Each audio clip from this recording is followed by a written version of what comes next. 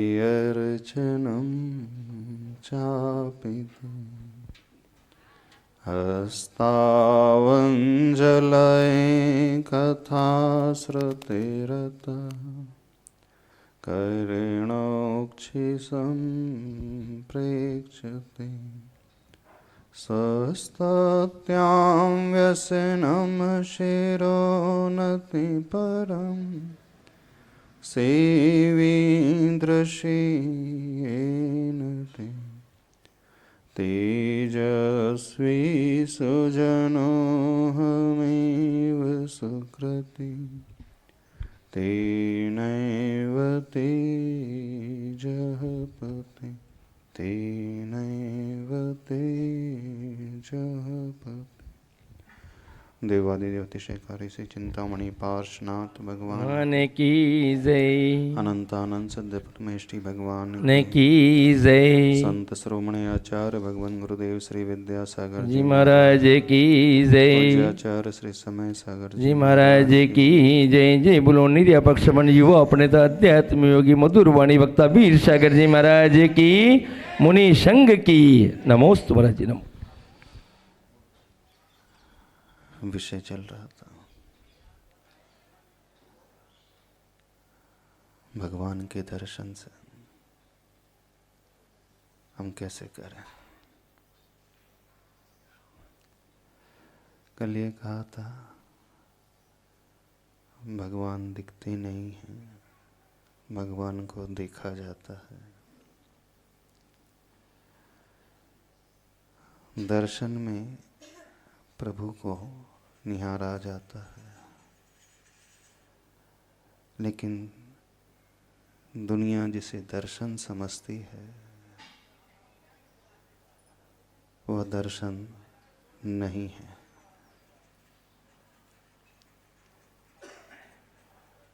क्योंकि दर्शन में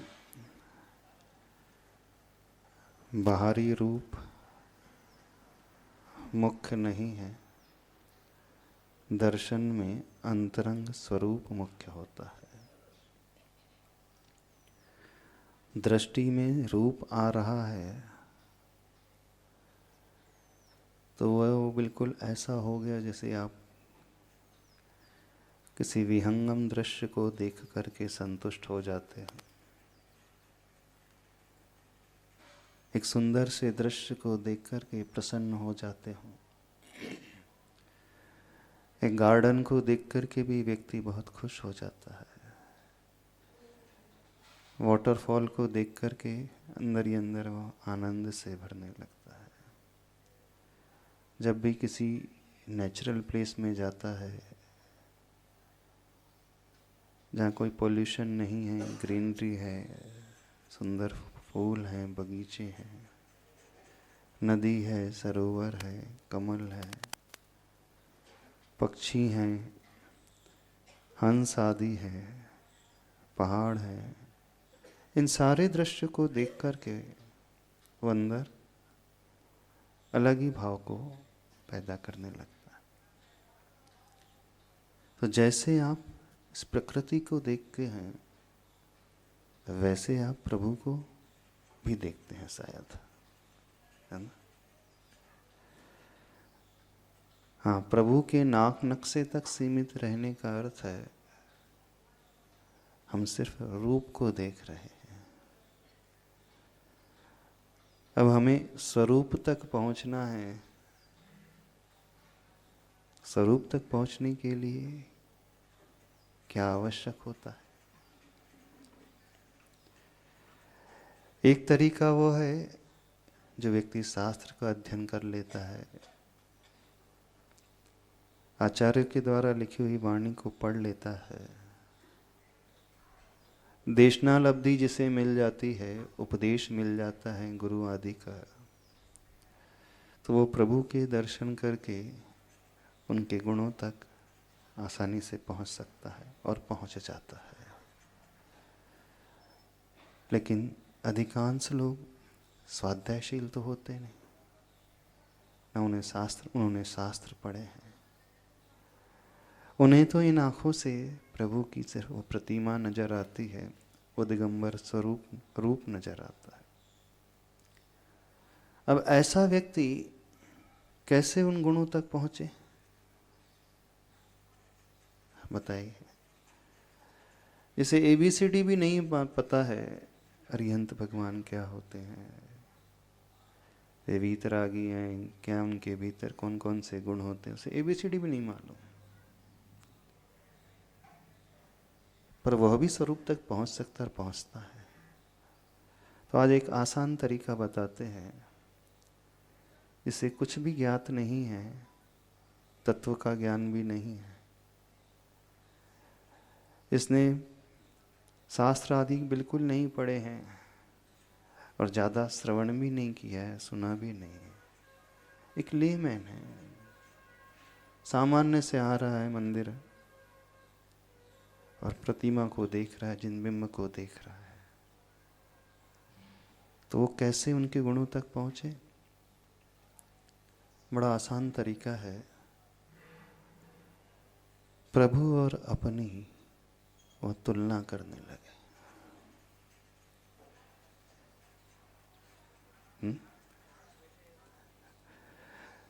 प्रभु के रूप को देख करके अपने रूप को देखने लगे,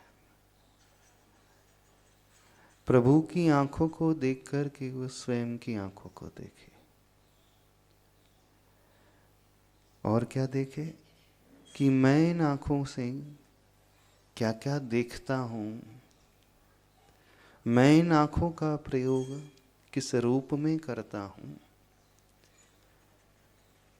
और प्रभु उन आंखों से क्या क्या देखते हैं। कुछ समझ में आ रहा है?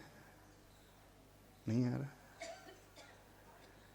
शरीर प्रभु को भी मिला है, शरीर हमें भी मिला है, इंद्रियां उनके पास भी हैं, इंद्रियां हमारे पास भी हैं, आंखें हैं उनके पास, कान उनके पास, हमारे पास भी आंख कान है, मुख उनके पास है, नासा उनके पास है, वो हमारे पास भी है, दोनों हाथ उनके पास है, हमारे पास भी हैं, चरण भी हैं, पूरा शरीर एज इट इज, दोनों के शरीर में कोई अंतर नहीं, बाहर से देखने में कोई अंतर नजर नहीं आता है, एक जैसा ही शरीर। जैसा एक ह्यूमन बीइंग का शरीर होता है, मनुष्य का शरीर होता है, वैसा ही उन प्रभु का भी शरीर है। ऐसा नहीं है कि उनका शरीर कुछ अलग ही प्रकार का होगा, हमारे 2 हाथ है तो उनके 1000 हाथ हो जाएंगे, ऐसा कुछ नहीं होता है। हमारी 2 आंखें हैं तो उनकी ढेर सारी आंखें हो जाएंगी। वो कोई एलियन के जैसे नजर नहीं आएंगे, हाँ? किसी दूसरे ग्रह के प्राणी हैं ऐसा कुछ नजर नहीं आएंगे, वो तो बिल्कुल एक मनुष्य की भांति ही। तो कैसे देखना है? थोड़ी सी तुलना करना है, अपनी एक एक इंद्रिय की तुलना प्रभु की इंद्रियों से करते चले जाना। शुरुआत आंखों से करना। प्रभु की आंखें कैसी होती? नासाग्र दृष्टि है, किसी को नहीं देखती, भगवान की आंखें किसी को नहीं देखती। हम बहुत झुक करके नमोस्तु करें, साष्टांग नमस्कार कर रहे हैं तो देखने लगेंगे वो। हम श्रीफल चढ़ा करके नमस्कार कर रहे हैं, चावल चढ़ा करके कर रहे हैं, आप मान लीजिए आप चांदी की श्रीफल चढ़ा करके कर रहे हो, सोने की सामग्री चढ़ा करके कर रहे हो, तो भगवान को कुछ असर पड़ेगा? कोई असर नहीं पड़ेगा, उनकी आंखों में कोई परिवर्तन नहीं आएगा। क्यों नहीं आएगा?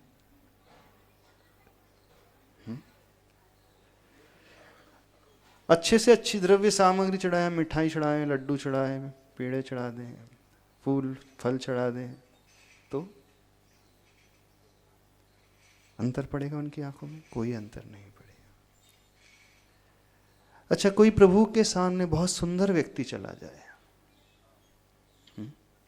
कोई कामदेव जैसा रूप रखने वाला व्यक्ति चला जाए और वह नमोस्तु कर रहा है, तो उनकी आंखों में अंतर आएगा। कोई एक कुरूप व्यक्ति चला जाए, एकदम ब्लैकिश, नाक नक्शा कुछ भी नहीं है, चेचक के दाग पूरे शरीर में है, लंगड़ा हो, लूला हो, उनकी आंखों में कोई अंतर? कोई पुरुष चला जाए, कोई स्त्री चली जाए, कोई वृद्ध चला जाए, कोई बालक चला जाए, कोई अमीर चला जाए, कोई गरीब आ जाए, कोई अंतर नहीं होता। आप जो भी हैं अपने में हैं और वे प्रभु अपने में हैं। ऐसा नहीं कि बहुत सारी द्रव्य सामग्री चढ़ाई जा रही है तो वो बहुत ज्यादा खुश हो रहे हैं, आपको विशेष रूप से देखने लगे और हाथ उठा करके आशीर्वाद देने लगे। ऐसा होता है? अच्छा, सपोज आप कुछ भी ना चढ़ाओ, खाली हाथ चले जाओ, तो कोई भी अंतर नहीं? कोई अंतर? कुछ नहीं आता। अच्छा, अब हमारी आंखें कैसी हैं? आपकी आंखें कैसी रहती? कैसी हैं? कोई सुंदर व्यक्ति आ जाए तो क्यों? वैसी आंखें बनी रहेंगी जैसे आप बैठे थे। कोई कुरूप आ जाए तो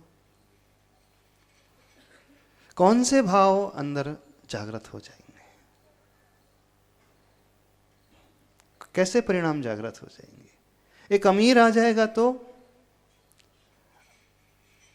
आपका ही रिश्तेदार एक बहुत अमीर है, करोड़पति है, फिर दूसरा रिश्तेदार है गरीब है बेचारा। चलो, अब पराये की बात नहीं कर रहे। और थोड़ा क्लोज ले लें। एक भाई बहुत अमीर है और एक भाई हैंड टू माउथ है, रोज कमा करके खाने वाला है।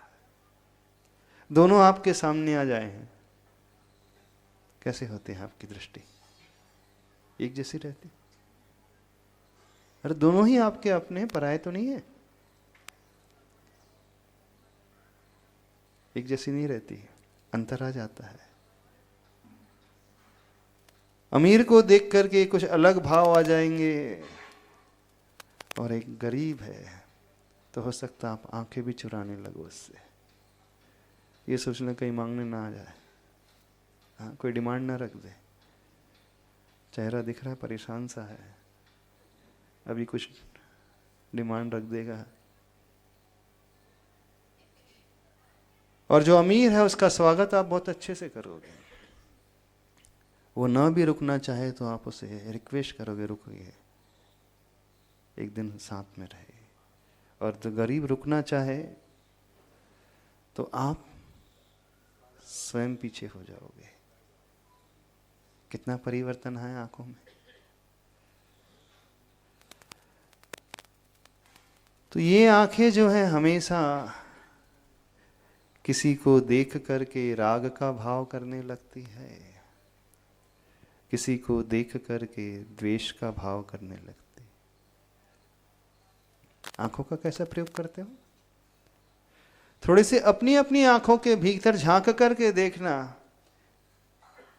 हमारी आंखें सवेरे से लेकर शाम तक क्या क्या देखती हैं। क्या क्या देखती है?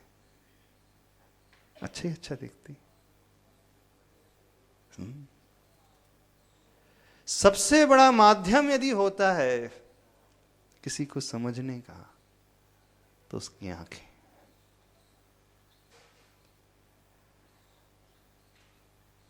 वीतरागता की आंखें अलग रहती हैं और किसी के मन में वात्सल्य हो उसकी आंखें अलग रहती हैं, और वासना हो तो किसी के आंखें कि हृदय में वासना का भाव तो आंखों में से झलकता है, नहीं झलक जाता। महिला वर्ग अच्छे से बता सकता। समझ में आया था? वो तो आपसे बहुत दूर है, फिर भी समझ में आ जाता है। और किसी की आंखों में वात्सल्य है। क्रोध की आंखें,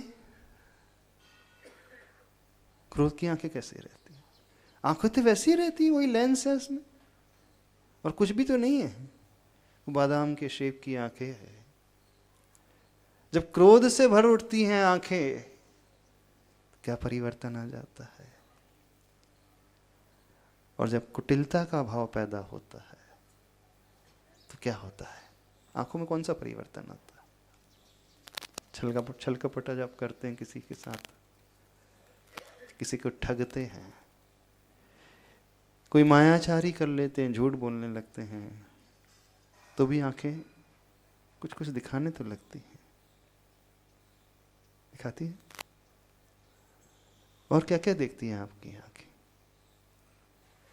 सुंदरता को देखती हैं, कुरूपता से बसती हैं, क्रोध की लाल आंखें हो जाती हैं, कपट की तिरछी आंखें से हो जाती हैं,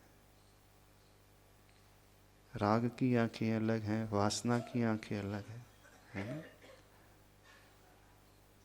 अमीर के प्रति आंखें अलग हो जाती हैं, गरीब के प्रति आंखें अलग हो जाती हैं। जब बहुत ज़्यादा लोभ आपके भीतर पैदा होने लगता है तो आंखें कुछ और ही हो जाती है। प्रभु की आंखें हर हाल में एक जैसी। आप कह सकते हो तो मूर्ति है, जड़ है। कुछ लोगों के मन में भाव आ सकता है, प्रतिमा है, पत्थर की बनी है, उसमें थोड़ी मूवमेंट आएगा। नहीं, जो प्रतिमा है उनके उस रूप को देख करके ही बनाएंगे। यदि ओरिजिनल में भगवान भी होते हैं ना, तीर्थंकर भगवान जो समोसरण में बैठे रहते हैं, समोसरण में यदि चक्रवर्ती आ जाए थोड़ा सा लालाई दृष्टि से देखने लगते हैं प्रभु। और सौधर्म इंद्र तांडव नृत्य कर रहा है जब, तो भी उन्हें कोई फर्क नहीं पड़ता। कोई व्यक्ति याचना करने के लिए आ जाए तो भी नहीं, कोई सुंदर आ जाए, कोई कुरूप आ जाए, तो भी उनकी दृष्टि हिलती ही नहीं, पलकें झपकती ही नहीं। उनकी दृष्टि में बाहर कुछ है ही नहीं, जो कुछ भी है स्वयं में। कोई आशा का भाव नहीं, कोई आकांक्षा का भाव नहीं, कोई लोभ का भाव नहीं। प्रभु की आंखों में एक तृप्ति की अनुभूति, संतुष्टि का भाव, कोई चाहत भीतर नहीं है, तभी तो वो नजरें उठा करके देख नहीं रहे। आपकी आंखें बंद कब होती हैं? जब आप भयभीत हो जाते हैं, डर जाते हैं, तो आंखें एकदम बंद हो जाती है। प्रभु की आंखें कभी भयभीत कभी बंद होती हैं? बंद भी नहीं होती है। चाहे कोई विकराल रूप भी धारण करके आ जाए, सामने सिंह भी आ जाए, ब्लैक कोबरा भी आ जाए, घनघोर अंधकार भी हो, तो भी वो भय से आक्रांत नहीं होते, आंखें बंद होती। आपकी आंखें फटी की फटी कब रह जाती? कोई विस्मयकारी घटना आप देख लेते हो तो आपकी आंखें एकदम फटी की फटी चौंधिया जाती है। प्रभु की आंखें ऐसी भी नहीं होती हैं। खुलती हैं आंखें उनकी? कभी नहीं खुलती है। उग्र भी नहीं होती है और डरते भी नहीं। दीनता वाली आंखें कैसे होती? जब कोई इंफीरियरिटी कॉम्प्लेक्स से भर जाता है, निराश हो जाता है, हतोत्साहित हो जाता है, तो भी आंखें समझ में आती? देखना, जो एकदम दीनहीन हो जाता है, लाचार हो जाता है, वो अपनी लाचारी अपनी आंखों से प्रकट कर देता है, कर देता है ना। एक बहुत परेशान व्यक्ति है और दुख की आंखें कैसी होती? दुख हुआ है कभी आपको? कितने बार हो सकता है आपकी आंखों से आंसू भी आ जाते होंगे, प्रभु की आंखों से आंसू आ जाते हैं। और जब आप बहुत खिलखिला करके हंसते हैं तब भी आंखें अलग हो जाती है। जब कोई आपका बहुत प्रिय आत्मीय व्यक्ति मिलता है उस समय आपकी आंखें कैसी हो जाती, जिसे आप बहुत चाहते हैं, वो आपका बेटा 10 साल बाद आपको मिले तो क्या होता? वो आपकी बेटी, क्या होता है उस समय की आंखें कैसी होती है? अलग होती है, कुछ होती है कि नहीं? कितने सारे इमोशंस हैं हमारे, ये सारे के सारे इमोशंस आंखों से प्रकट हो जाते हैं, हो जाते हैं। वो राग का इमोशन, वो हर्ष का इमोशन, वो दुख का इमोशन, वो शोक का इमोशन। जब आप चिंतित होते हैं, बहुत ज्यादा टेंस हो जाते, तनाव में आ जाते, उस समय कैसी आंखें रहती हैं आपकी? कभी आईना देखा है कि नहीं देखा? आईना देखा करो, अपने हर इमोशंस को आईने में देखा करो कि मेरी आंखें मेरे वो इमोशन को कैसे प्रकट करती हैं। जब आप बहुत प्रसन्न रहते हैं उस समय आपकी आंखें कैसी होती हैं? जब आप दुखी होते हैं उस समय आंखें कैसी होती हैं? जब आप क्रोध से भरते हैं वो आंखें कैसी होती है? जब वासना से भरते हैं वो आंखें कैसी होती है? जब आप हंसते हो और जब आप किसी पर व्यंग कसते हो वो आंखें कैसी होती? कितने सारे इमोशंस पता चल जाते हैं आंखों से। होते हैं कि नहीं आपके भीतर इमोशंस? अब देखना, प्रभु की वो आंखें, नासाग्र दृष्टि एज इट इज बनी रहती है ना। वो कभी डरते हैं और हम हैं कि छोटी छोटी बातों को लेकर के चिंतित हो उठते हैं। आंखें तो हमें भी मिली है। एक संसारी व्यक्ति को आंखें मिली है, वो इन आंखों से क्या क्या करता है, क्या क्या देखता है। कहने का अभिप्राय है, इन आंखों से जितना हम पाप करते हैं, जितनी गलतियां हम कर जाते हैं, जितनी कुटिलता हम करते हैं, जितने अवगुण हमारे भीतर हैं, प्रभु की आंखें बताती हैं कि ये अवगुण प्रभु के भीतर नहीं है। ठीक हमसे विपरीत उनकी आंखें, अवगुणों से विपरीत उनके गुण। अब देखना, हमें पहुंचना गुणों तक है।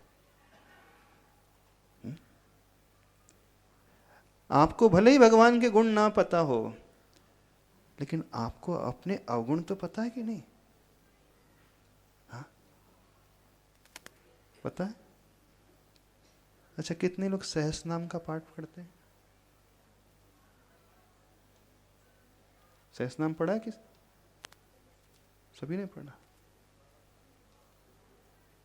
यदि हम आपसे कहें अपना सहस्र नाम लिखना हो तो नहीं नहीं, अवगुणों का सहस्र नाम। भगवान का सहस्र नाम जो पाठ है, वो स्तुति जो है, वो गुणों वाली है। सहस्र नाम का अर्थ है 1000 नामों से प्रभु की स्तुति। और 1000 नाम कैसे पढ़े हैं उनके? एक एक गुणों को विजुलाइज करते हुए नाम लिखा गया है। ये सहस्र नाम होता है ना, जो भी पाठ करते हैं, तो 1000 नाम कैसे, 1008 नाम कैसे? वो 1008 गुणों को ध्यान में रखते हुए एक नाम असाइन किया गया है। आचार्य जिनसेन स्वामी जी ने आदि पुराण ग्रंथ में सहस्र नाम से स्तुति की है ऋषभ देव की, बहुत अच्छे से। तो नाम कैसे रखे उन्होंने? एक गुण को प्रभु के भीतर देखा और उस गुण को नाम के अनुरूप ढाल करके रख दिया। तो आप अपना सहस्रनाम देख सकते हो? नहीं देख सकते। कौन कौन से अवगुण हैं? दूसरे से पूछना पड़ेगा। अरे हम कौन है ना, हमें दूसरे से पूछना पड़ेगा। अपना परिचय दूसरे से पूछना पड़ेगा कि मैं कौन हूं, कि मैं कैसा हूं।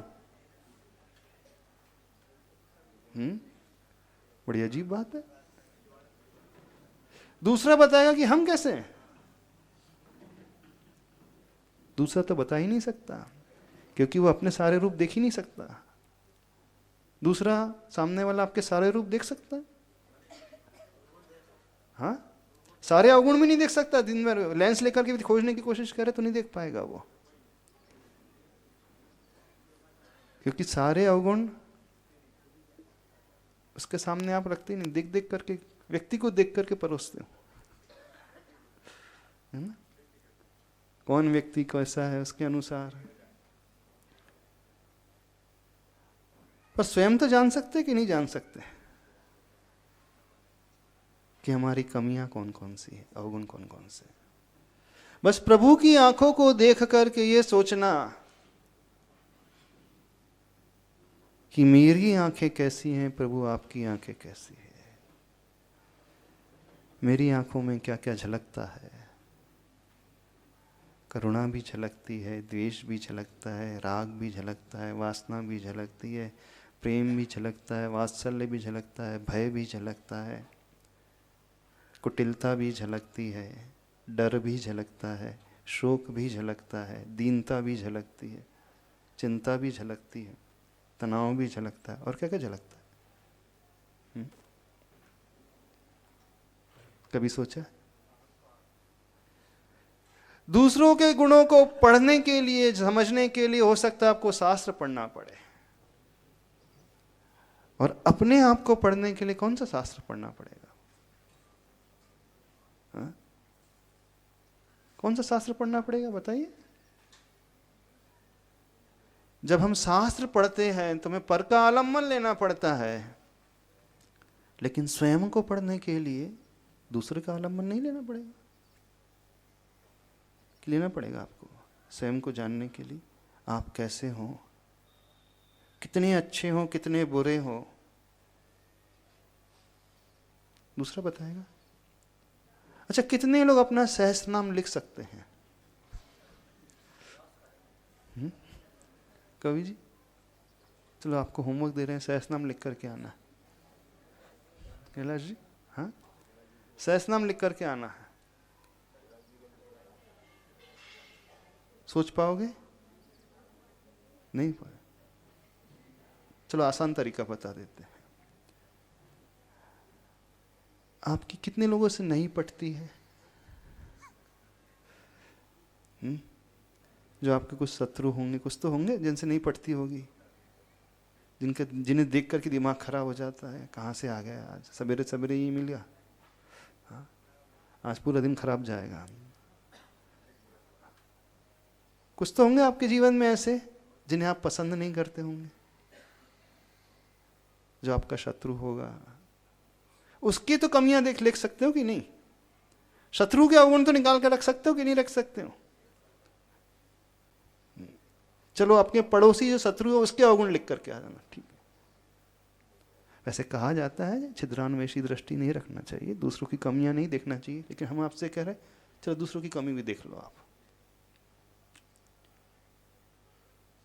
उसकी कमी को देख करके फिर अपने से तुलना करना, जो मैं दूसरों में कमी देख रहा हूं मेरे में कितनी है, तो फिर तो पता चल जाएगा अवगुण, फिर तो सहस्रनाम हो जाएगा। हो जाएगा अब तो। हाँ, दूसरों की जल्दी निकल जाओगे, निकाल लोगे ना गलती है। हाँ, निकालना, बैठ शुरू कर दो सवेरे से लेकर शाम तक, इसमें क्या क्या गलतियां हैं। क्यों विमल जी, पड़ोसी में कितनी है, इधर कितनी, उधर कितनी है। अब 10-20 से मिलते हैं रोज, 10-20 को देखते हैं, तो आपको तो पता तो चलता होगा उसमें क्या कमी, उसमें क्या कमी। बड़ा आसानी से समझ में आ जाए उसमें। बस वो कमी और नहीं है एक बुक खरीद लेना 1008 कमियों वाली। नहीं, ये भी एक तरीका होता है अपने तक पहुंचने का, प्रभु तक पहुंचने का। एक तरीका होता है विधि परक और एक तरीका होता है निषेध परक।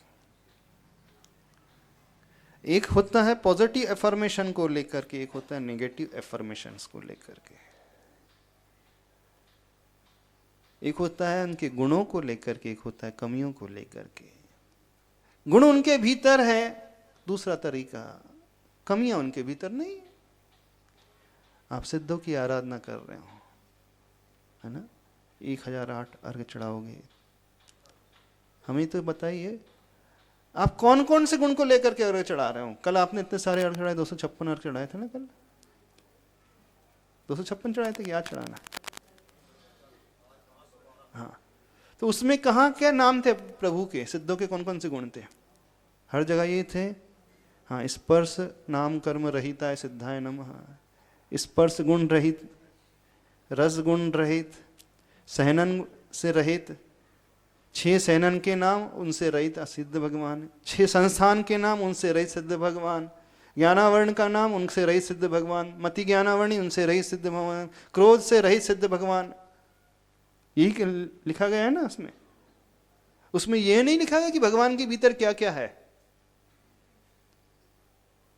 सिद्ध चक्र विधान में क्या क्या लिखा, कैसा लिखा गया? क्रोध आपके भीतर नहीं है प्रभु, लोभ आपके भीतर नहीं है, ईर्ष्या आपके भीतर नहीं है, मान आपके भीतर नहीं है, अनंतानुबंध क्रोध मान माया लोभ नहीं है, सारी 16 कषाय नहीं है आपके भीतर। तो जो नहीं है उसका अभाव होते ही गुण हो जाता है।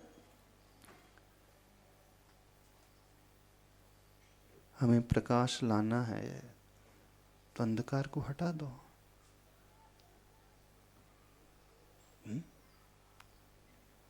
बुराई को हटाते चले जाएंगे तो अपने आप अच्छाई प्रकट हो जाएंगे। जब व्रत की परिभाषा आचार्य भगवान लिखते हैं उमा स्वामी जी, व्रत किसे कहते हैं? बोले अहिंसा क्या होती है? हिंसा का अभाव सो अहिंसा, ये है ना। वहां ये नहीं बताया अहिंसा में क्या करना है, बोले हिंसा नहीं करना सो अहिंसा हो गई। झूठ नहीं बोलना तो सत्य हो गया, चोरी नहीं करोगे तो आचार्य हो जाएगा, कुशील का सेवन नहीं करोगे तो सुशील हो जाएगा, ब्रह्म हो जाएगा। यानी हर जगह उन्होंने हिंसा नृतस्ते या ब्रह्म परिग्रहो विरतिर व्रतम, निषेधात्मक परिभाषा उन्होंने व्रत की लिखी है। व्रत किसे कहते हैं? तो हिंसा को छोड़ दो, उसका नाम अहिंसा व्रत हो जाएगा। झूठ बोलना छोड़ दो, सत्य महाव्रत हो जाएगा। निषेध परक से उन्होंने बताया है। इसलिए बताया है क्योंकि ये बड़ा आसान तरीका है कि अनादिकाल के सबके संस्कार पाप के हैं, गंदगी के हैं, बुराइयों के हैं, कमियों के हैं, व्यसनों के हैं, नीचे के हैं, उतरने के हैं। सबका परिचय जो है पापों से ही है, बुराइयों से ही है ना। गाली सीखने के लिए कौन सा कोर्स ज्वाइन करते हैं आप? कौन सी बुक पढ़ते हैं? गाली देने की 101 तरीके, वो पढ़ करके गाली देना सीखते हो। छोटे से बच्चे को ABCD सिखाना है तो कितने बार पढ़ाना पड़ता है। और गाली माँ पढ़ाती कभी?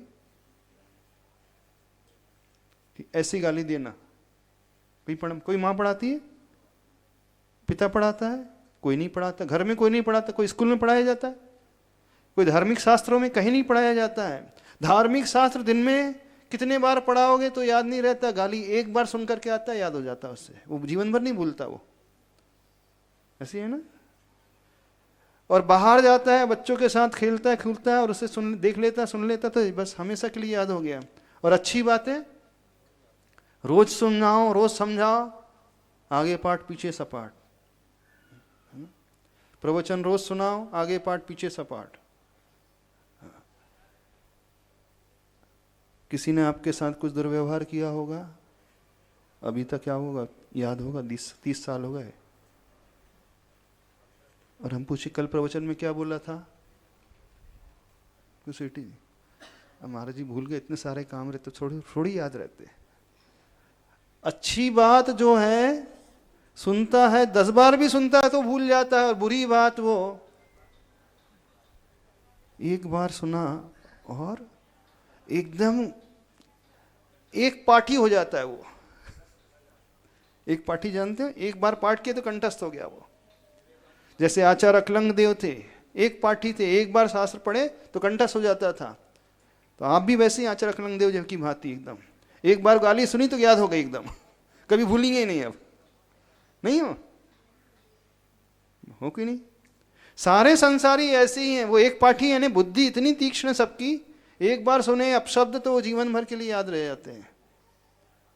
तो गाली कभी सिखाना नहीं पड़ता है, अपशब्द सिखाना नहीं पड़ता है, बुराइयां सिखाना नहीं पड़ता है, तो सीख करके ही आ जाता है। वो तो सिखाना तो अच्छे कार्य पड़ता है। हर संसारी जीव का परिचय अनादिकाल से संसार से है, पापों से है, विषयों से है, गंदगी से है। पानी अपने आप ही नीचे बहता चले जाता है। टेरेस पे ओवर टैंक भरना हो, अपने आप पानी ऊपर चढ़ जाता है बोरिंग से? नहीं, पंप लगाना पड़ेगा। और ओवर टैंक से नीचे लाना है तो कौन सा पंप लगाना पड़ता है? पानी अपने आप नीचे बहता ही है। तो नीचे बहने के लिए, नीचे उतरने के लिए कोई पुरुषार्थ नहीं करना पड़ता। व्यक्ति स्वतः ही गिरता चला जाता है। गिरने के लिए थोड़ी मेहनत करना पड़ता। क्यों मेहनत करना पड़ता? कोई मेहनत नहीं करना। ऊपर चढ़ने के लिए मेहनत करना पड़ता है, ऊपर उठने के लिए मेहनत करना पड़ता है। तो आसान तरीका कौन सा है? भगवान के गुणों को देख करके हम समझें कि अपने अवगुणों के माध्यम से हम भगवान तक पहुंचे। कौन सा तरीका है बताइए?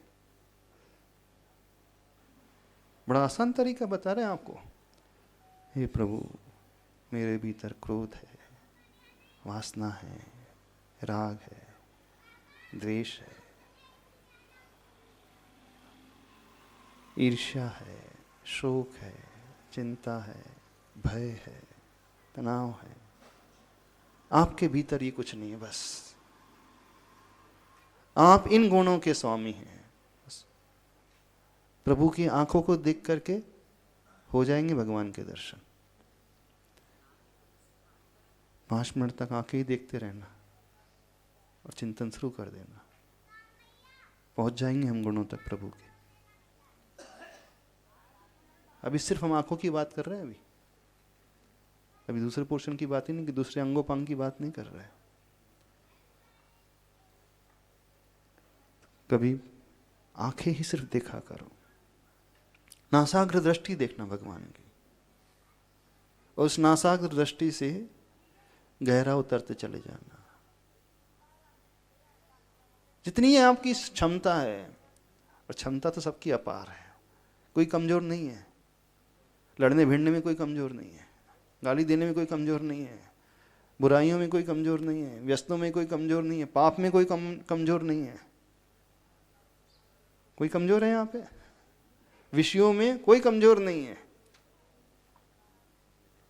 कोई किसी से कम नहीं। चुलक जी बोल रहे कोई किसी से कम नहीं। तो जब अपन इतने मजबूत हैं ही, तो बस प्रभु के भीतर वो नहीं जो हमारे भीतर है। प्रभु की आंखों में वो नहीं जो हमारी आंखों में है। बस हो गई स्तुति, गुणात्मक स्तुति। समझ में आ रहा है? तो भगवान की आंखों को कैसे देखना? लेंस से। बस तुलना करना, अपनी आंखों की तुलना प्रभु की आंखों से करना। और जो व्यक्ति ये करना सीख गया, वो बहुत अच्छे से पहुंच जाएगा। अपनी आंखों को तो देखते ही हो रोज आईने में? नहीं देखते शायद। हाँ, अपनी आंखों की वो आईब्रो देखते होंगे आप, है ना, आईने में। फेशियल देखते होंगे कैसा है, दांतों की बनावट कैसी है, साफ है कि नहीं, आईलाइनर हो उसका उपयोग करते होंगे, और क्या क्या करते, क्या लिप्स, क्या आता है, लिप पेंट कौन सा आता है, लिपस्टिक तो आता है, और भी क्या आता है, लिप गार्ड, गार्ड नहीं, लिप बाम भी आती कुछ है, न जाने कितने सारे आइटम्स आते हैं। थोड़ा सा अपनी आंखों को ध्यान से देखना। भगवान की आंखों को देखने के पहले अपनी आंखों को अच्छे से देख लो। देख सकते हैं? कोशिश करो। अपनी आंखों के आंखों से जो प्रकट होने वाले हर इमोशंस को देखना, बस फिर हम भगवान के उन भावों तक पहुंच जाएंगे। ठीक है, आज इतना ही रखते हैं, समय हो गया। हाँ, तेरी अंश भी आंखें देख करके सब जान लेता है। गाय भी हमारी आंखें पढ़ लेती है, भैंस भी आंखें पढ़ लेती है। नहीं पढ़ती मनुष्य की आंखें? तो आंखें पढ़ना हर व्यक्ति जानता है, जन्म से जानता है। इवन आपकी गोद का बच्चा भी आपकी आंखें पढ़ लेता है। माँ की आंखें पढ़ता नहीं, गोद का बच्चा पढ़ लेता है। माँ की आंखों में प्रेम है, वात्सल्य है, कि डांट रही है माँ, कि चिल्लाने वाली है, कि क्रोध से भरी है, तुरंत समझ जाता है। गुस्से में माँ तो तुरंत समझ जाता है माँ गुस्से में। तो अपनी आंखों को देख करके प्रभु की आंखों को देखना, इससे हम उनके गुणों तक पहुंच जाएंगे। बोले देवादिदेव चिंतामणि पार्श्वनाथ भगवान की।